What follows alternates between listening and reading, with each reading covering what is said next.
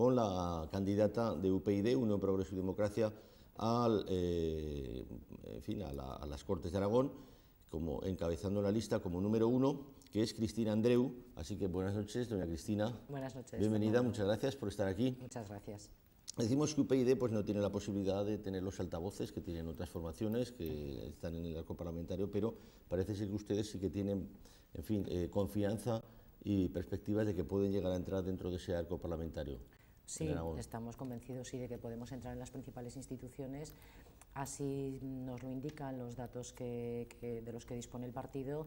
Y además tenemos muy buena recepción por parte de los ciudadanos, así que sí, tenemos toda la confianza de que así será, que tendremos representación. Bien, para ello, lógicamente, los ciudadanos tienen que, me imagino que cuando hay un partido nuevo, como es este el caso, ahora ya a nivel nacional es conocido, en Aragón es la primera vez, la primera oportunidad que va a concurrir a las elecciones, es indudable que va a plantearlo pues con una serie de parámetros, de aplicar una serie de cuestiones generales que se realizan para toda España y algunas más concretas para Aragón. ¿Podría hacer un esbozo un poco de esas directrices básicas o en qué se va a diferenciar de los planteamientos de otros partidos que ya están ocupando pues, diferentes sectores del arco parlamentario? Bueno, en lo principal que nos vamos a diferenciar es en que vamos a hablar con toda claridad y que nuestras propuestas van a ser absolutamente concretas, no vamos a sobrevolar las respuestas, ¿no? Entonces, como usted muy bien dice, en la aplicación de ese programa general, de esas ideas generales al marco de Aragón, pues una de las ideas fundamentales, como no puede ser de otro modo, es el de la regeneración democrática. Entonces ahí nosotros vamos a proponer la reforma de la ley electoral de Aragón también, igual que la nacional, porque tiene los mismos vicios, los mismos defectos.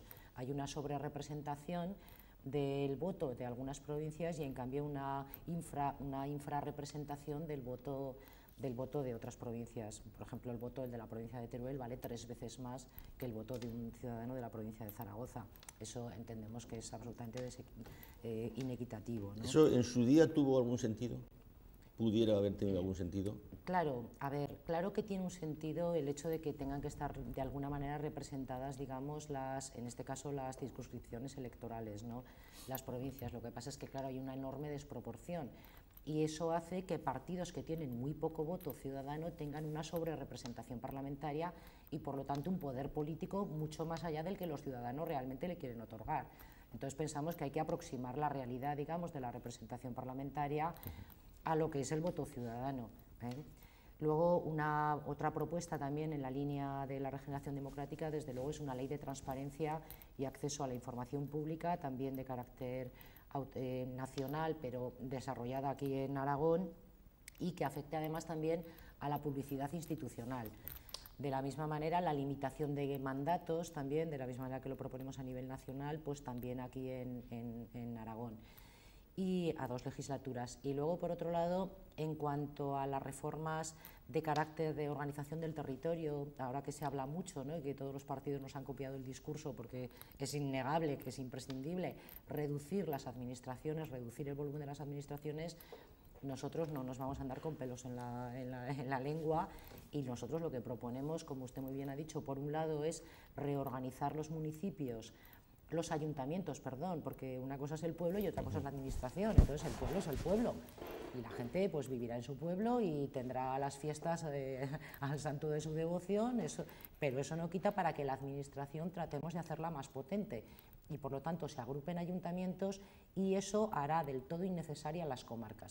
Nosotros, sin miramientos y sin ninguna duda, proponemos la eliminación de las comarcas y una agrupación de los ayuntamientos.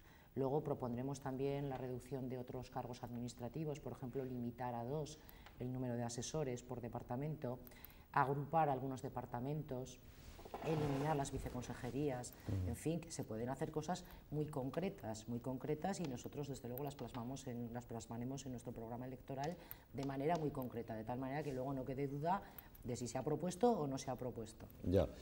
Hombre, realmente, Cristina, hay algunas cuestiones que parecen de sentido común, claro. Otras veces, pues, pero hay otras que son más genéricas. Por ejemplo, cuando hablamos de regeneración, Recuerdo que fue otro de los planteamientos que, por ejemplo, la candidata del PP planteó, regeneración política.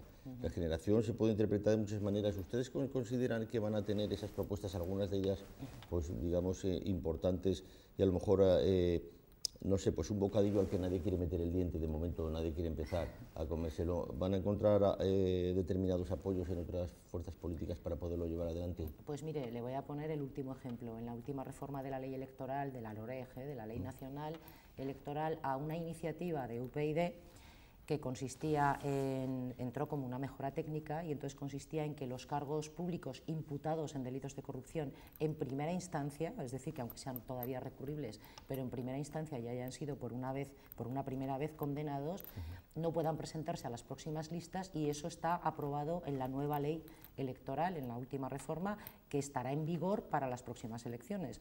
Con lo cual, esa medida que cuando la habíamos propuesto en la reforma del Código Penal los partidos políticos no la habían aceptado, ni PP ni PSOE, ahora en esta reforma de la ley electoral sí que ha sido aprobada. Bien, es verdad que, en fin, a los comentarios de algunos de ellos parece que se les ha pasado un poco por alto, pero bueno, ha entrado.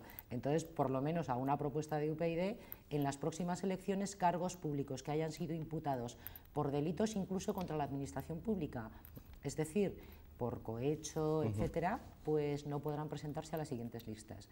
Así que sí que pensamos que, claro, que nuestro partido tiene espacio, y que las propuestas que hacemos de regeneración democrática no se quedan en la palabrería y en el titular, sino en medidas concretas. En un delito de tráfico, como es el caso del presidente de Nuevas Generaciones del PP, no.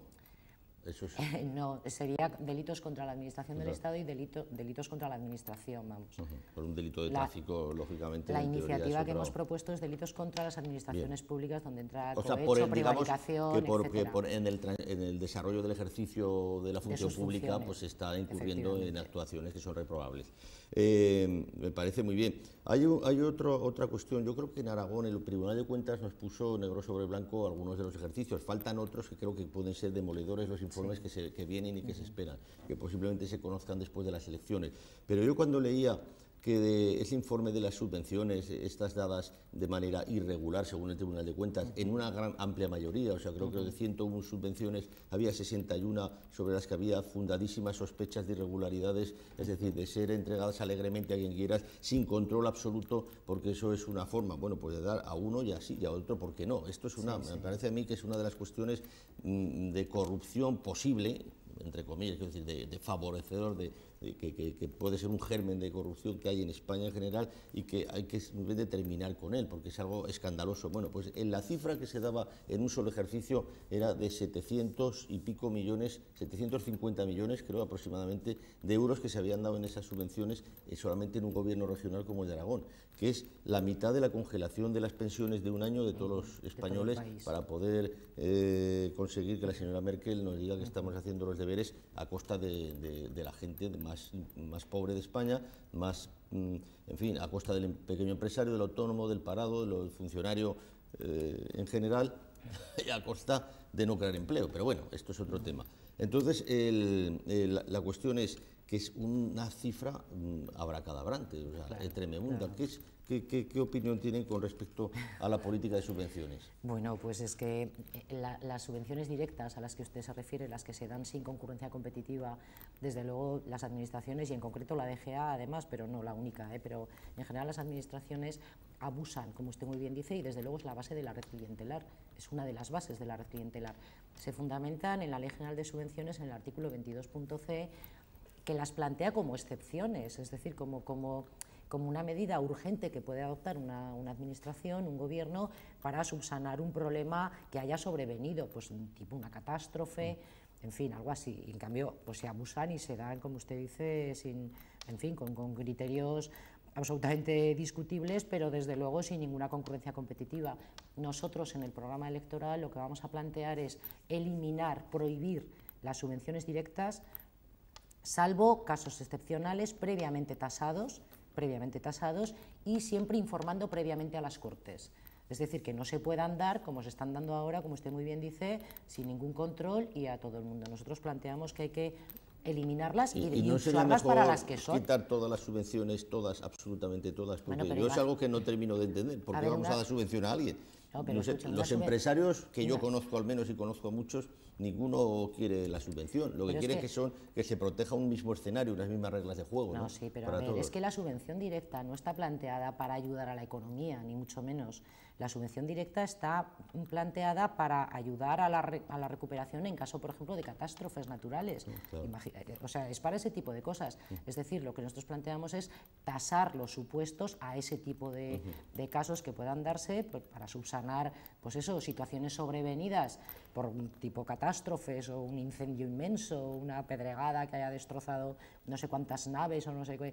En fin, para ese tipo de cosas y previamente información a las Cortes, pero desde luego nosotros para el resto de actividad económica pensamos que hay que acabar con las subvenciones y que en todo caso lo que hay que apoyar desde el punto de vista económico es la innovación, la comercialización y la exportación, pero no podemos seguir subvencionando actividades improductivas.